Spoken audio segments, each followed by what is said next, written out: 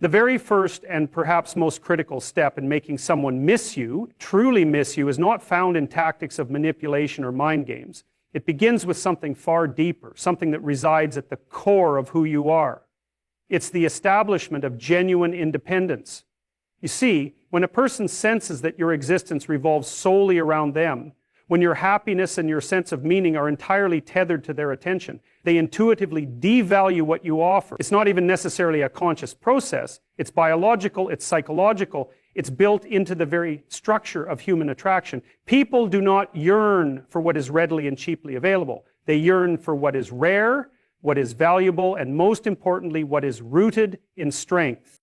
You must organize your life around a pursuit higher than mere attachment. You must decide that your mission, your character, your future, these things will remain intact, vibrant, and non-negotiable, regardless of who enters or exits your emotional orbit. This doesn't mean you become cold, closed off, or indifferent. It means you cultivate a relationship with yourself that is so strong that no external validation can eclipse it. And paradoxically, that strength, that wholeness, is precisely what draws others in.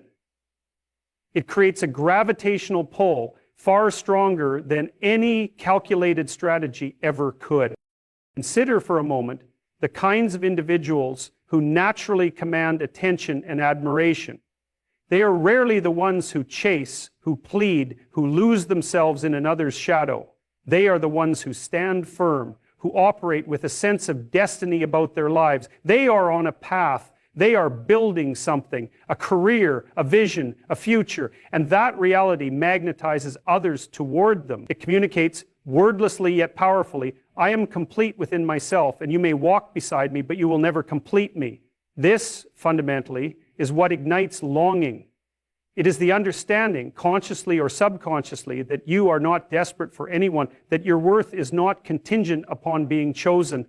And in a world flooded with individuals desperate to be noticed, true independence is both rare and deeply attractive. Moreover, when you center your life around something greater, a pursuit of excellence, of self-mastery, of contribution, you give him something to actually miss. He does not just miss your physical presence or your attention. He misses the energy you bring, the vitality of someone who is becoming something, someone who is not stagnant but in motion. Motion inspires, stagnation repels. The temptation will arise to make yourself overly available, to bend to his schedule, to soften your edges, in the hope that he might notice you more. Resist this. It is an illusion. In reality, every time you betray your own path for the sake of another's approval, you diminish the very thing that would have made you unforgettable. Emotional dependence is a heavy burden to place on any relationship. It crushes the natural dance of attraction, which thrives not in suffocating proximity, but in dynamic space, the space that allows both individuals to grow and to choose one another freely, not out of need, but out of desire. In practical terms, this means you maintain your habits, your goals, your routines, you keep your promises to yourself first, you do not abandon your dreams in the hope of fitting more neatly into someone else's. You continue to build a life so rich and meaningful that any man, observing from a distance, realizes that being a part of it would be a privilege, not a rescue mission. When you embody genuine independence, you create the very conditions in which missing you becomes inevitable. You are not trying to convince him of your worth. You are busy living it. And that is precisely what stays in a man's mind long after the conversations end and the moments pass. When you have established genuine independence, the next critical step is understanding the role that mystery plays in maintaining attraction. Human beings are wired to be drawn toward what they do not fully understand. Mystery awakens curiosity, and curiosity fuels longing. If everything about you is placed plainly before another, if there are no hidden layers to uncover, no depths left unexplored, the mind naturally loses its drive to pursue. Predictability, though comfortable, rarely inspires desire. The mistake many make is believing that love or connection is built through absolute transparency, by offering every piece of themselves all at once. But intimacy is not about the surrender of all personal boundaries. It is about the slow and meaningful discovery of another's soul. If you wish to be missed, you must allow space for that discovery to happen over time. You must resist the urge to overexpose yourself emotionally, mentally, and physically in an attempt to secure someone's affection more quickly. Because the truth is, when there is nothing left to wonder about, there is often nothing left to chase. Strategic withdrawal is not a game. It is not passive aggressiveness or emotional manipulation. It is a disciplined understanding that maintaining a portion of your inner life, your thoughts, your emotions, your dreams, for yourself, rather than broadcasting them for external validation, creates an energy of intrigue around you. When you always have something new to reveal, something still unfolding within you, you become a living mystery, a novel that is impossible to put down. This does not mean being cold or aloof. Authentic connection still requires openness, honesty, and vulnerability. But it demands that these things be offered judiciously, with self-respect and intention. You must learn to withhold not out of fear, but out of the deep understanding that genuine intimacy is earned, not given indiscriminately. And when you pull back at the right moments, when you allow silence to exist between conversations, when you resist the compulsion to fill every space with words or attention, you invite the other person to lean in, to wonder, to reach for you.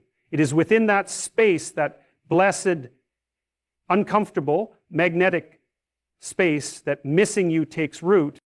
The mind needs uncertainty to remain engaged. Certainty is the death of curiosity, and curiosity is what keeps a person awake at night, thinking about you, wondering what you're doing, what you're feeling, what you're dreaming about. If you remove all uncertainty, if you hand over every part of your soul like a transaction to secure closeness, you deprive him of the very mechanism that fosters deep attachment. Strategic withdrawal can also mean cultivating a full life that demands your attention. It is choosing to sometimes prioritize your passions, your friendships, your solitude without explanation or apology. It is allowing the natural rhythm of longing to develop instead of artificially forcing connection through constant availability. When you step back at times, you give him the gift of your absence. And if there is genuine interest, absence acts like oxygen to a fire. It doesn't extinguish it. It makes it burn brighter. Understand this. You are not abandoning him. You are honoring yourself. You are creating a space where real desire can emerge. And if he values you, truly values you, he will feel that space like a hunger he cannot ignore. He will come to realize that your presence is not guaranteed, and therefore it becomes precious. When you cultivate mystery through strategic withdrawal, you become unforgettable, not because you chased him, but because you allowed him the room to chase you. And in doing so, you upheld your own dignity, your own narrative, your own becoming. Reese, you have embraced the strength of independence and the art of mystery. You must turn your attention to the way you communicate.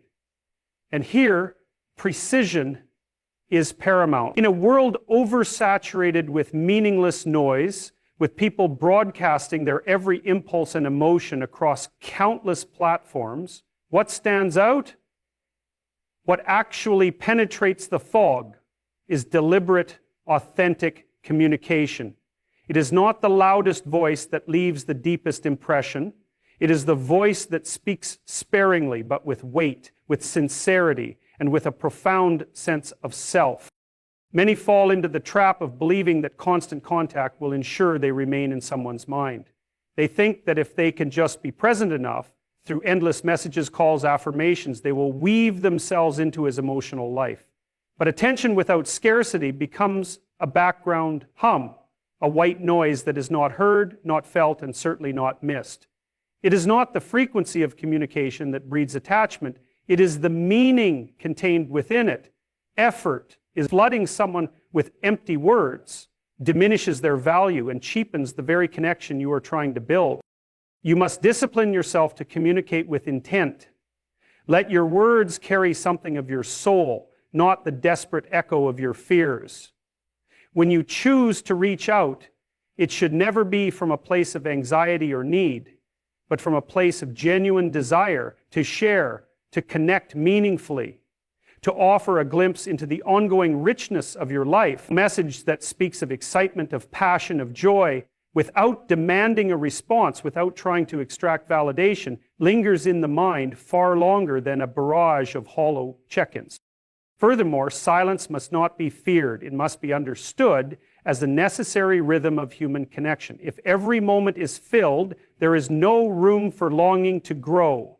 Let there be pauses. Let there be spaces that he must cross with his own effort. If he truly values you, he will. And in doing so, his pursuit will be genuine, not manufactured by your overextension. This is not cruelty, it is wisdom. It is the recognition that relationships, to be healthy and sustainable, must involve mutual investment, mutual effort, mutual desire. And authentic communication also demands that you be brutally honest with yourself about your intentions. Are you speaking to him because you have something meaningful to share, or because you are seeking to soothe an insecurity? Are you offering connection, or are you attempting to control the narrative out of fear of being forgotten? You must have the courage to confront these questions, because it is only when you move from a place of true internal strength that your words will carry the kind of resonance that creates deep emotional bonds. And there's another reality that must be acknowledged. When you speak less but say more, when you communicate not to fill space but to create meaning, you make yourself a presence that echoes. People remember how you made them feel, not how often you contacted them. They remember the depth of your conversations, the weight of your authenticity, the feeling of being truly seen and truly heard in a world that so often treats individuals as mere objects of convenience. When you communicate selectively and authentically, you are, in essence, crafting an experience that stands out from the background noise of everyday life. You become a voice that is missed when absent, not merely because you are silent, but because your words, when they come, matter. Now that we've established the power of independence, the necessity of mystery, and the importance of meaningful communication, we must turn inward to the emotional realm. And because none of those external strategies will sustain their power if your inner world is in chaos. If you are ruled by impulse, dictated by insecurity, or thrown off course by every emotional wave that hits you, then what you're building externally will inevitably collapse. Emotional mastery is not optional, it is foundational.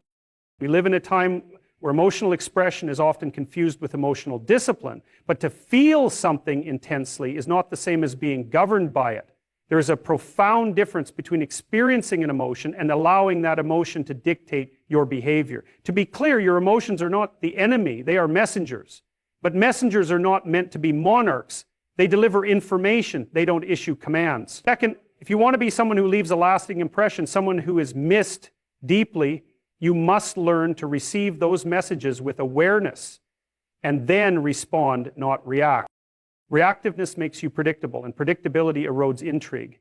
If every time he pulls away you crumble or chase or spiral into over-communication, you teach him that your emotions control you and that he controls your emotions. That is not power, that is not attraction.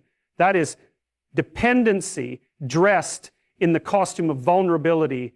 On the other hand, when you feel the fear of abandonment or rejection and choose to respond with dignity, when you sit with your discomfort, reflect, and act with calm clarity, you send a completely different message, that you are not easily shaken, that you have a center, that you are rooted.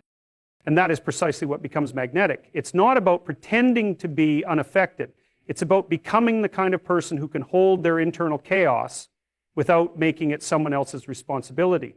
That level of self-possession is rare, and it signals unmistakably that you are not looking for someone to complete you, but to complement you, and that you are capable of facing life's emotional storms without falling apart.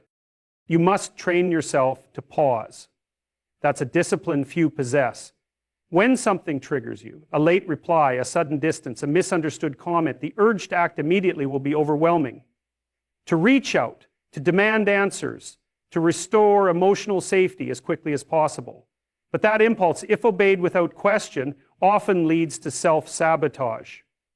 Instead, pause, breathe, ask yourself, am I acting from a place of fear or from a place of strength? Was this communication serving a need for connection or a need for control? The difference between those two approaches is not subtle. One builds intimacy and the other erodes it. Emotional mastery allows you to wait, to observe, to recalibrate before speaking or acting. And in that space, you not only preserve your dignity, you enhance your value. He will notice that you are not easily rattled, that your emotional presence is calm, composed, and centered.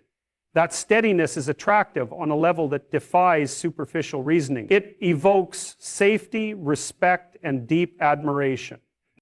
What makes someone miss you is not how strongly you feel, but how deeply you manage those feelings, how gracefully you carry your complexity. And when he sees that your inner world is not a storm waiting to be unleashed on him, but a sanctuary that invites maturity and balance, he won't just miss you, he will respect you. And respect, when paired with attraction, becomes unforgettable. If you've developed true independence, mastered the art of mystery, learned to speak with intention, and taken ownership over your emotional world, then the next piece becomes both a responsibility and a privilege, the pursuit of personal growth and transformation. Because nothing captures and holds the human imagination quite like witnessing someone evolve. Change, real change, rooted in discipline and courage, is rare. And because it is rare, it is magnetic. People don't miss who you were, they miss the version of you that keeps growing, the version they can't quite keep up with. When you are constantly becoming mentally sharper, emotionally deeper, physically stronger, spiritually richer, you create a powerful tension, the sense that if someone doesn't pay attention, they'll be left behind. That tension is not manipulation, it's reality. Because you refuse to stay still, and stillness is where comfort suffocates passion. You must learn to fall in love with your own process of becoming. You're not doing it for him, you're not doing it to provoke jealousy or trigger regret. You're doing it because you recognize that you are a work in progress, and that's a good thing. The more you evolve, the more you create contrast between who you were and who you are now. And in that contrast, a powerful form of longing is born. He doesn't just miss your presence, he misses the version of you he once knew, and he wonders who you're becoming without him. That wondering is where desire lives.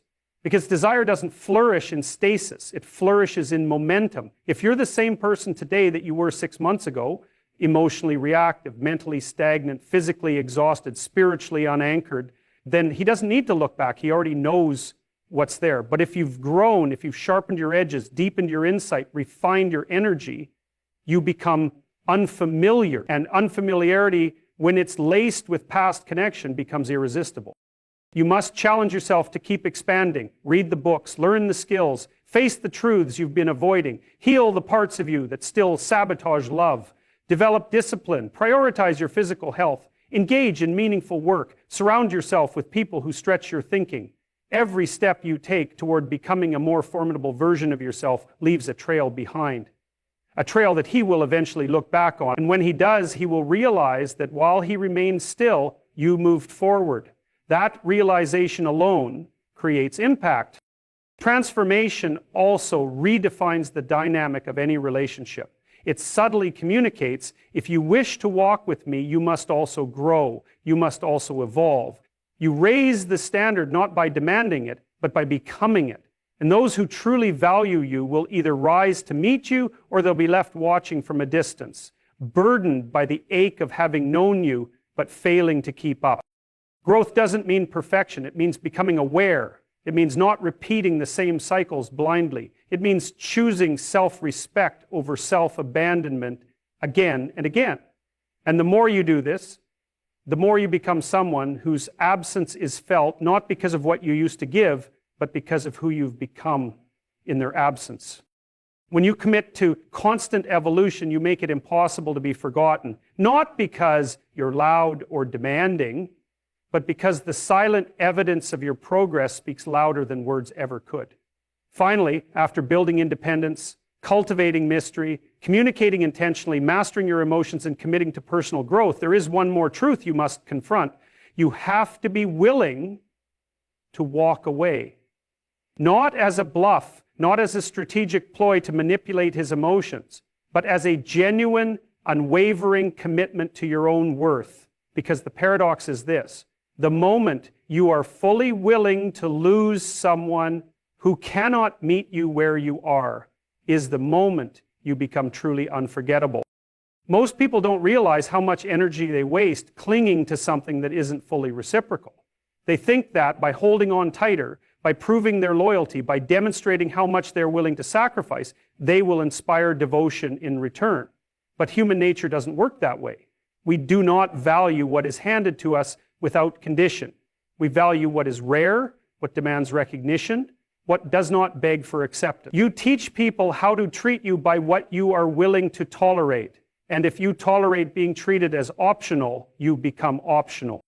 When you embody the mindset that you are whole, that you are capable of facing life with or without any particular individual, you project a power that is deeply compelling. It's not arrogance. It's not coldness. It's the quiet, unshakable confidence of someone who knows that their life is already full of meaning, with or without validation from another. You don't stay where you are unseen. You don't beg for crumbs when you are meant to sit at the feast of your own becoming. The willingness to walk away changes the energy of every interaction. It frees you from desperation. It liberates you from fear. It allows you to love from a place of freedom rather than attachment. And ironically, that freedom, that lack of neediness, is exactly what inspires others to value you more. When he senses that your world does not collapse without his attention, when he realizes that your happiness, your progress, your peace are not contingent upon his approval, he is confronted with the reality that you are not replaceable. You are a force, not an accessory. And sometimes walking away is what wakes someone up. Sometimes it's only in the absence of your presence that they realize the depth of what they lost. But here's the key: that can never be your primary motivation. You don't walk away to teach him a lesson. You walk away because staying would be a betrayal of yourself. And whether he realizes your value in a week, a year, or never at all, it doesn't change the fact that you chose yourself. That is the victory. That is the healing. Understand that not everyone is meant to accompany you on your journey. Some people are chapters, not the entire story.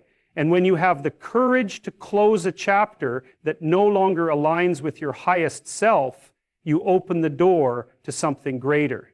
Whether it's deeper self, acknowledge, stronger relationships, or simply a fuller expression of your potential. True love, real connection, can only exist between two whole individuals, not between two people trying to complete each other's brokenness. By being willing to walk away, you set the stage for a love that is free, not forced. One rooted in mutual respect, not in fear of abandonment. And so, paradoxically, by releasing your grip, you create the conditions where real attachment, real longing can grow. You become unforgettable, not because you clung, but because you knew when to let go. And in doing so, you chose a path of dignity, strength, and unwavering self-respect.